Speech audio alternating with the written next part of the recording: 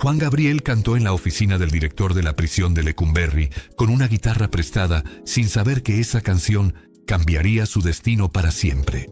Lo que hizo con su voz en esos minutos dejó sin palabras a todos los presentes y desencadenó una serie de eventos que no solo lo sacarían de la prisión, sino que lo lanzarían al estrellato. Era 1971 y Alberto Aguilera Valadez, como se llamaba entonces, tenía apenas 20 años y llevaba casi 18 meses encerrado en el Palacio de Lecumberri, conocido como el Palacio Negro. Había sido arrestado bajo una falsa acusación de robo cuando llegó a la Ciudad de México persiguiendo su sueño de ser cantante. Sin dinero para un abogado, sin familia que lo defendiera, sin pruebas más que la palabra de alguien poderoso contra un muchacho pobre del norte, fue enviado a una de las prisiones más difíciles de México. Nadie esperaba que sobreviviera ahí emocionalmente intacto, mucho menos que saliera convertido en una estrella. Pero algo extraordinario estaba a punto de suceder en la oficina del general Andrés Puentes Vargas, director de la prisión. Cuando Juan Gabriel llegó a Lecumberri en 1970, entró a un mundo completamente ajeno a todo lo que había conocido. La prisión albergaba más de 7,000 prisioneros en un espacio diseñado para menos de 1,000. Las condiciones eran extremadamente difíciles. Los líderes de los reclusos dominaban el ambiente y los jóvenes vulnerables como Juan Gabriel enfrentaban situaciones complicadas constantemente. Era delgado, claramente asustado, y su forma de ser lo hacía blanco de burlas y humillaciones. El ambiente era insalubre con celdas húmedas, frías y asfixiantes. La comida era apenas suficiente para sobrevivir. Muchos prisioneros perdían la esperanza en días. Juan Gabriel podría haber sido uno más de los que se quebraban emocionalmente. Pero tenía algo que nadie más tenía. Tenía su voz. Y esa voz se convertiría en su única forma de encontrar algo de paz en medio del caos. Buscando alguna forma de protegerse y encontrar aliados, Juan Gabriel comenzó a cantar para los guardias de la prisión. Al principio lo hizo tímidamente en voz baja, mientras barría los pasillos o esperaba en las filas para la comida. Los guardias lo escucharon y algo en su voz los detuvo. Era diferente, era bella, era auténtica. Poco a poco comenzaron a pedirle que cantara más. A cambio le daban pequeñas ayudas. Lo dejaban quedarse cerca de sus puestos, donde los otros prisioneros lo dejaban tranquilo. Le conseguían papel y lápiz para que escribiera canciones. Le daban porciones extra de comida cuando podían. Uno de los guardias incluso le consiguió una guitarra vieja con cuerdas rotas que Juan Gabriel reparó con pedazos de alambre. Comenzó a componer canciones usando las paredes de su celda como escritorio, escribiendo letras en cualquier pedazo de papel que encontraba. La música se convirtió en su refugio, su terapia y su única razón para seguir adelante. Las canciones que escribió en esa época nacían del dolor más profundo que había experimentado. Me he quedado solo y Tres claveles y un rosal fueron compuestas en esa celda fría y oscura, transformando su sufrimiento en arte. Los guardias que lo apoyaban comenzaron a hablar entre ellos sobre el talento extraordinario del joven prisionero. Decían que cantaba como los grandes, que sus canciones eran tan emotivas que conmovían a hombres endurecidos por años de trabajo en prisiones. La noticia eventualmente llegó a los oídos del general Andrés Puentes Vargas, el director de Lecumberri. El general era un hombre serio y estricto que había visto miles de prisioneros pasar por esas puertas. Pocos le importaban más allá de mantener el orden. Pero cuando sus guardias más confiables le hablaron del muchacho que cantaba tan hermoso, sintió curiosidad. Le pidieron que le diera una oportunidad de escucharlo. El general finalmente aceptó más por complacer a sus guardias leales que por interés genuino. Ordenó que trajeran al joven Alberto a su oficina. Sería un pequeño entretenimiento, pensó. Una distracción de 15 minutos de su día. No tenía forma de saber que esos 15 minutos cambiarían no solo la vida del prisionero, sino que permitirían al mundo descubrir a uno de los artistas más grandes de la historia. Juan Gabriel fue llevado a la oficina del director una tarde sin previo aviso. Los guardias simplemente aparecieron en su celda y le dijeron que lo acompañara. Él pensó que estaba en problemas, que tal vez habían encontrado las canciones que escribía escondidas bajo su colchón, que lo castigarían por algo. Caminó por los pasillos de la prisión con el corazón acelerado, sin saber qué esperar. Cuando llegó a la oficina del director, vio algo inesperado. Ahí estaba el general Puentes Vargas, sentado detrás de un escritorio grande, y a su lado estaba su esposa, Ofelia Urtuzuastegui, una mujer elegante de mediana edad con expresión amable. Ella fue quien habló primero. Le dijo a Juan Gabriel que no tuviera miedo, que los guardias le habían hablado de su talento y que querían escucharlo cantar. Le entregó una guitarra que había traído de su casa. Juan Gabriel lo tomó con manos temblorosas, sin poder creer lo que estaba pasando. Ofelia le sonrió con calidez y le dijo simplemente: «Cántanos algo que salga de tu corazón». Juan Gabriel respiró profundo, afinó las cuerdas de la guitarra y comenzó a tocar. Lo que sucedió en los siguientes minutos cambiaría todo para siempre. Juan Gabriel comenzó a cantar una de las canciones que había compuesto en su celda. Su voz llenó la oficina del director con una emotividad que no podía fingirse. Cantaba desde el dolor real de 18 meses de encierro injusto, desde la soledad de estar lejos de su familia, desde la desesperación de un sueño que parecía haberse convertido en pesadilla. Sus dedos se movían sobre las cuerdas de la guitarra con destreza, a pesar de que solo había practicado con instrumentos rotos durante meses. La letra hablaba de amor perdido, pero en realidad era sobre la libertad que le habían arrebatado.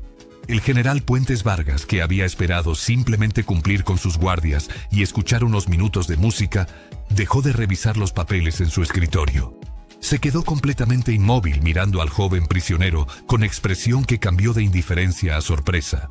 Pero fue Ofelia Urtuzuastegui quien verdaderamente entendió lo que estaba presenciando. Mientras escuchaba, sintió que los ojos se le llenaban de lágrimas. No eran lágrimas de tristeza, sino de reconocimiento. Estaba escuchando a alguien especial. Estaba escuchando al futuro de la música. Cuando Juan Gabriel terminó la canción, hubo un silencio profundo en la oficina. Nadie habló durante varios segundos. Juan Gabriel bajó la mirada esperando que le dijeran que se fuera, que ya habían escuchado suficiente. Pero entonces Ofelia habló con voz emocionada. Le dijo que era extraordinario, que su voz era un regalo, que no podía creer que alguien con tanto talento estuviera encerrado en esa prisión. Le pidió que cantara otra canción. Juan Gabriel obedeció esta vez, eligiendo una balada aún más personal que había escrito pensando en su madre, a quien no había visto en casi 2 años. Su voz se quebró en algunas partes, pero eso solo hacía la interpretación más poderosa. Cuando terminó, Ofelia se puso de pie y caminó hacia él. Le puso la mano en el hombro y le dijo algo que Juan Gabriel nunca olvidaría. «Tú no perteneces aquí. Este no es tu lugar.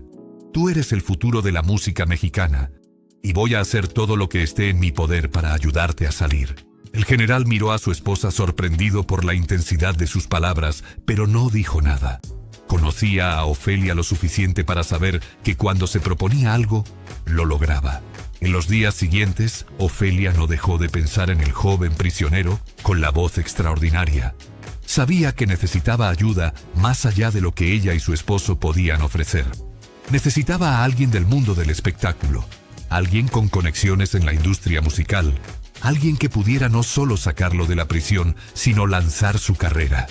Entonces recordó a su prima Enriqueta Jiménez, conocida artísticamente como La Prieta Linda. Enriqueta era una cantante exitosa de música ranchera, con años de experiencia en la industria. Tenía contactos con disqueras, productores y promotores. Más importante aún, tenía un corazón generoso y una historia de ayudar a jóvenes talentos. Ofelia la llamó por teléfono y le contó sobre Juan Gabriel.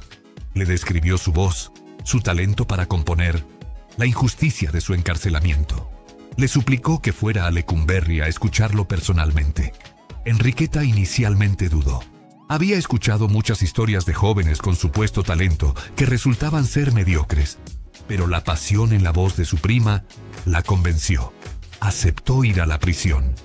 Varias semanas después, Enriqueta Jiménez llegó al Palacio de Lecumberri. Fue llevada a la misma oficina del director, donde se encontraban el general Puentes Vargas, Ofelia y un Juan Gabriel extremadamente nervioso. Esta vez, los nervios eran diferentes. Juan Gabriel sabía que esta mujer era una cantante profesional, que entendía de música de verdad, que no sería fácil de impresionar. Si ella no creía en su talento, entonces tal vez realmente no tenía futuro. Enriqueta lo miró con expresión neutral, sin revelar ninguna emoción. Le preguntó qué sabía cantar. Juan Gabriel, con voz temblorosa, dijo que había compuesto varias canciones originales. Enriqueta asintió. «Cántame una», dijo simplemente. Juan Gabriel tomó la guitarra que Ofelia había vuelto a traer, cerró los ojos por un momento para calmarse y comenzó a cantar. Eligió «Me he quedado solo», la canción que había nacido de sus noches más oscuras en la celda. Cantó como si su vida dependiera de ello, porque en cierto sentido, así era. Esta podría ser su única oportunidad de convencer a alguien de la industria de que valía la pena salvarlo. A medida que la canción avanzaba, algo cambió en el rostro de Enriqueta. La expresión neutral se transformó en sorpresa, luego en algo parecido al asombro. Sus ojos se humedecieron. Cuando Juan Gabriel terminó, ella no dijo nada inmediatamente. Se quedó sentada procesando lo que acababa de escuchar. Finalmente habló con voz firme y decidida. «Este muchacho no puede quedarse aquí ni un día más. Tiene un talento que México necesita escuchar». Miró al general Puentes Vargas directamente. «¿Qué necesito hacer para sacarlo?». El general explicó que Juan Gabriel había sido arrestado bajo acusación de robo, pero nunca había habido un juicio formal ni pruebas concretas. Estaba ahí básicamente porque nadie había pagado su fianza, ni había intercedido por él. Enriqueta no dudó ni un segundo. «Yo pago la fianza. Yo retiro las acusaciones si es necesario. Y cuando salga de aquí, viene conmigo directamente al estudio de grabación». Ofelia comenzó a llorar de alegría abrazando a su prima. Juan Gabriel no podía creer lo que estaba escuchando. Después de 18 meses de pesadilla, después de haber perdido toda esperanza, una mujer a quien acababa de conocer estaba ofreciéndole no solo la libertad, sino la oportunidad de cumplir su sueño. En ese momento supo que si alguna vez lograba tener éxito, dedicaría su vida entera a honrar a estas dos mujeres que habían creído en él cuando nadie más lo hizo. Los trámites para liberar a Juan Gabriel tomaron algunas semanas, pero finalmente se completaron. Enriqueta Jiménez pagó la fianza y usó sus contactos para presionar a las autoridades a revisar el caso. Cuando quedó claro que nunca había habido pruebas reales del supuesto robo, las acusaciones fueron formalmente retiradas. El día que Juan Gabriel salió de Lecumberri en 1971, caminó por las puertas de la prisión como un hombre libre por primera vez en 18 meses. Ofelia y Enriqueta lo esperaban afuera. Lloró en los brazos de ambas mujeres, sin poder articular palabras para expresar su gratitud. Ofelia le dijo que se quedaría en su casa el tiempo que necesitara hasta que pudiera establecerse. Enriqueta le dijo que al día siguiente comenzarían a trabajar en su música.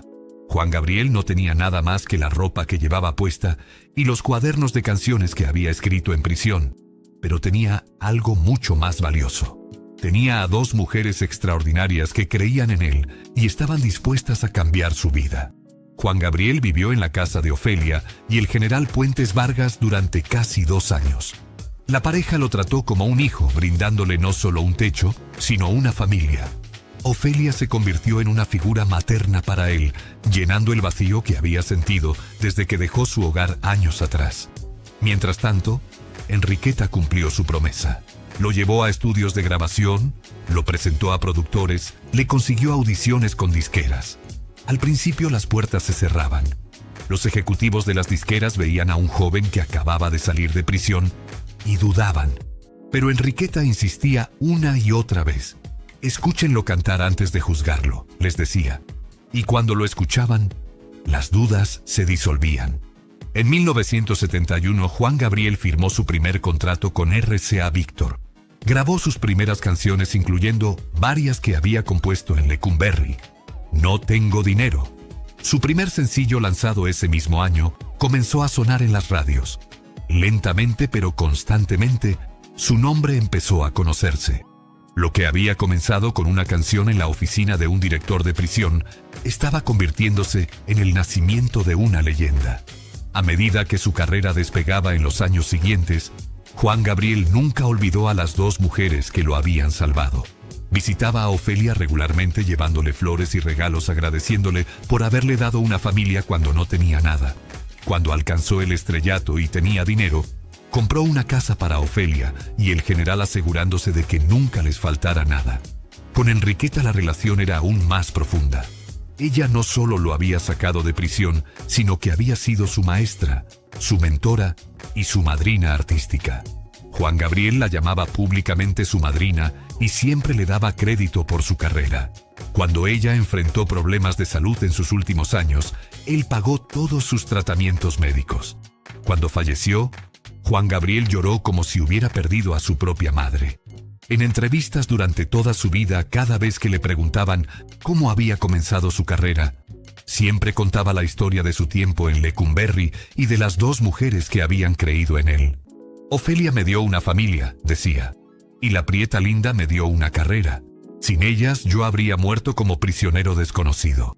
Gracias a ellas, morí como Juan Gabriel. Esta historia nos enseña lecciones profundas sobre la importancia de ver el potencial en otros, especialmente cuando están en sus momentos más bajos. Juan Gabriel estaba en el lugar más oscuro posible. Era un prisionero sin recursos, sin defensores, sin futuro aparente. La mayoría de la gente que lo vio en esa prisión solo vio a un delincuente más, pero Ofelia y Enriqueta vieron algo diferente. Vieron talento, vieron humanidad, vieron potencial que merecía una oportunidad. Y no solo lo vieron, sino que actuaron. Ofelia usó sus conexiones para traer a alguien que pudiera ayudar. Enriqueta usó su dinero y su influencia para liberarlo y lanzar su carrera. Ambas arriesgaron su reputación apoyando a un prisionero cuando hubiera sido más fácil y seguro simplemente olvidarse de él. Nos enseña que un acto de bondad puede cambiar literalmente el curso de una vida. Si Ofelia no hubiera insistido en escucharlo cantar, si Enriqueta no hubiera aceptado ir a la prisión, el mundo nunca habría conocido a Juan Gabriel. Miles de millones de personas nunca habrían escuchado sus canciones. La música latina habría perdido uno de sus más grandes iconos, todo porque 2 mujeres decidieron creer en alguien cuando nadie más lo hacía. Nos enseña también sobre la gratitud. Juan Gabriel nunca olvidó lo que estas mujeres hicieron por él. Las honró, las cuidó, las amó como familia hasta el final de sus vidas. Ese es el tipo de carácter que define a una persona verdaderamente grande. Si eres fan de Juan Gabriel, suscríbete al canal porque compartimos estos momentos todos los días. Dale like si esta historia te inspiró a ver el potencial en otros y a actuar cuando tienes la oportunidad de cambiar una vida. Y cuéntanos en los comentarios, ¿desde dónde estás viendo este video? Nos encanta conectar con fans de todo el mundo que siguen honrando el legado de Juan Gabriel y de las personas que creyeron en él cuando más lo necesitaba. Si quieres apoyar el canal y ayudarnos a seguir trayendo estas historias, haz clic en el botón gracias aquí abajo y deja tu contribución. Eso hace toda la diferencia para nuestro trabajo. Muchas gracias por ver. Nos vemos en el próximo video.